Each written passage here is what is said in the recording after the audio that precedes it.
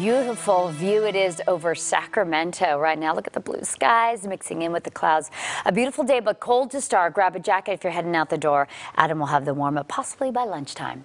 The president spoke to the nation this week, assuring us the Omicron variant of COVID-19 is concerning, but not serious enough to trigger a lockdown. So how much do we know about this new variant? University of San Francisco infectious disease expert Dr. Peter Chin Hong joins us now this morning. Thank you so much for being with us. Thanks for having me on, May. Okay, let's go with the very basics here. Omicron versus Delta variant. What's the difference? So the difference is mainly the vast number of mutations. Delta probably has less than 20, maybe 19. Omicron has 50, and 40 of them are in the spike protein. Okay. So there's so many mutations, it will look very different to the antibodies we have developed from the vaccine. Okay, so potentially. Does more mutations necessarily mean that it's meaner? No, not at all. Oh. I mean, a lot of times things look scarier in the lab and on the structure, but in real life, on the playing field of life, it acts very differently. So that's why we don't really know how it's going to work. When you look at Mu and Lambda recently, we heard about those from South America. It looked really scary, but nothing really happened. Okay, so what we know so far is that the Omicron is more contagious, yes, and it does spread more quickly. Yet the Biden administration is saying, be concerned, but don't panic. Shed some insight for us on that thought. Yeah, so the Omicron really started in South Africa and Botswana, and that's not a very vaccinated population, only about 25%. And also the people who are getting it in South Africa were in one province, Gauteng province, in a university setting. And they were mainly younger, 18 to 35, and they weren't really sick.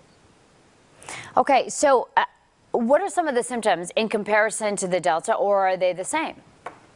Well, I think that information is still emerging, but so far the initial reports look like the symptoms are very mild, and they could be atypical, like, stomach upset, when that's not really a feature of regular COVID. So I think we're learning a lot more, but so far it seems like good news, meaning that it's not causing us to be sicker. Of course, older people haven't been reported to have gotten it yet, so we don't know that experience in that population. So it may change depending on the population. Okay, we're seeing changes across California, not necessarily due to the Omicron variant now, but we're just seeing LA enforce this week the country's strictest mandates. We're talking restaurants, theaters as well. There's vaccine mandates. They have to have a card. Now in Sacramento, our Sacramento City schools have a vaccine mandate because of the contagious nature of the Omicron. In your expert opinion, are we going in the right direction here?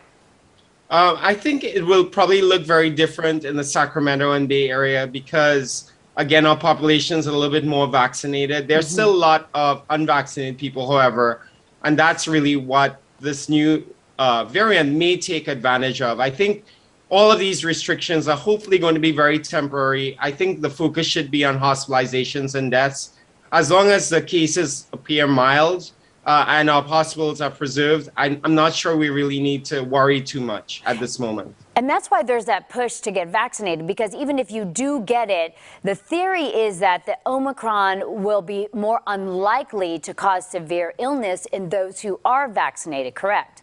Correct. It's like getting the enemy in the front gate, which is the antibody response. But once it gets in your house, you're going to kick it out. And that's because you have other members of the immune system like T cells. Great analogy. Dr. Peter Chin Hong with UCSF, infectious disease expert. Thank you so much for your time this morning. Take care. Thanks so much, May. Be well. 8:56 your time. There's a beautiful